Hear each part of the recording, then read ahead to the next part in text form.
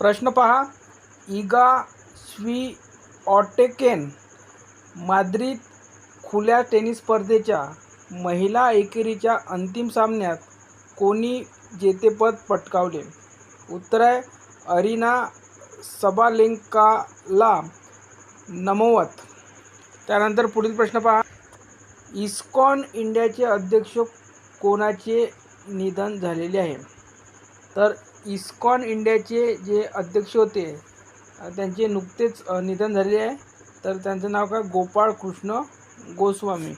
पुढील प्रश्न पहा, उत्तेजक चाचणीसाठी नमुना देण्यास नकार दिल्याने कारवाई कोणत्या कुस्तीगीराला निलंबित केलेलं आहे? तर उत्तर आहे बजरंग पुनिया. नेक्स्ट प्रश्न पहा, कोणाची राष्ट्रीय ज्यूट बोर्डाच्या सचिवपदी नियुक्ती झाली? उत्तर आहे शशी भूषण सिंह. पुढील प्रश्न पहा, 2000 बॅचचे IRTS अधिकारी शशी भूषण सिंह यांची वस्त्रोद्योग मंत्रालयाच्या अंतर्गत राष्ट्रीय ज्यूट बोर्डाचे सचिव म्हणून नियुक्ती. राष्ट्रीय ज्यूट बोर्ड मुख्यालय कुठे आहे? तर कोलकाता येथे आहे. कार्यकाळ 5 वर्षाच्या कालावधीसाठी किंवा पुढील आदेश येईपर्यंत असतो. पुढील प्रश्न पहा, भारतीय लष्कर ... ग्रुपने भारतातील पहिले संविधान उद्यान विकसित करण्यासाठी सहकार्य करार केला. तर कोणी केला?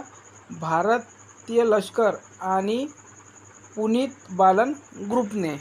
पुढील प्रश्न पहा, हे संविधान पार्क कुठे आहे? पुणे येथे स्थापन करण्यात येणार आहे. ठीक आहे, लक्षात असू द्या, महाराष्ट्र दृष्टीनं महत्त्वाचा प्रश्न आहे. भारतातील पहिले संविधान उद्यान राजस्थानमधील जयपूर या ठिकाणी उभारण्यात आलेले आहे. त्यांचं उद्घाटन राष्ट्रपती द्रौपदी मुर्मू यांच्या हस्ते जानेवारी 2023 मध्ये करण्यात आले आहे. युनिसेफकरिता भारताची राष्ट्रीय राजदूत म्हणून कोणत्या अभिनेत्रीची नियुक्ती झाली? उत्तर आहे करीना कपूर खानची.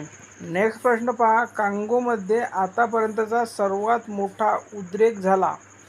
तर कोणत्या याचा झाला? एमपॉक्सचा. ठीक आहे, तर एमपॉक्सचे हे एक नवीन रूप असून एक विषाणूजन्य रोग आहे जो पूर्वी मंकीपॉक्स म्हणून ओळखला जात होता. पुढील प्रश्न पहा, 84वी अखिल भारतीय पीठासीन अधिकारी व सचिव परिषद कोठे आयोजित करण्यात आली होती? उत्तर आहे मुंबई येथे. नेक्स्ट प्रश्न पहा, शिक्षणात बहुभाषिकतेला प्रोत्साहन देण्यासाठी भारत सरकारने कृत्रिम बुद्धिमत्ता आधारित कोणते ॲप लॉन्च केले आहे? उत्तर आहे अनुवादिनी. पुढील प्रश्न पहा, भारतीय क्रिकेट संघाने कसोटी सामन्याच्या इतिहासातील सर्वात मोठा विजय कोणत्या देशाच्या संघाविरुद्ध मिळवला आहे? उत्तर आहे इंग्लंड. पुढील प्रश्न पहा, आशिया बॅडमिंटन सांघिक अजिंक्यपद स्पर्धेत कोणत्या देशाच्या संघाने सुवर्ण पदक जिंकले आहे? उत्तर आहे भारत.